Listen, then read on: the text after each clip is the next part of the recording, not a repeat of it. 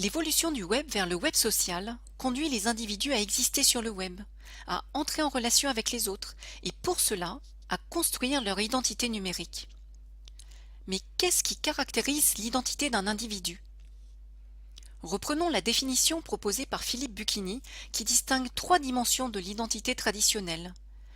L'identité personnelle qui renvoie aux caractéristiques qui rendent l'individu unique, qui le différencie des autres comme son nom, son prénom, sa date de naissance, mais aussi son histoire et ses connaissances. Une autre dimension est celle de l'identité sociale qui est liée aux caractéristiques qu'un individu partage avec les autres membres de ses groupes d'appartenance, le sexe, l'âge, le métier. La troisième dimension est celle de l'identité culturelle qui se traduit par l'adhésion d'un individu à certaines normes et valeurs d'une culture. L'identité traditionnelle est une notion complexe. Elle est évolutive et changeante au gré de nos expériences, de notre vécu. Elle est multiple car la construction de l'image que l'on veut renvoyer aux autres dépend des contextes. Qu'en est-il de l'identité numérique?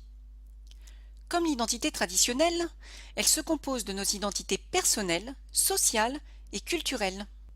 Elle apparaît cependant plus complexe, comme démultipliée par la grande diversité des activités que l'individu peut mener sur Internet.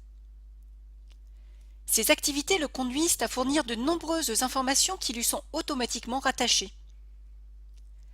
Certaines de ces informations sont laissées consciemment par l'internaute. D'autres sont collectées par les sites à son insu.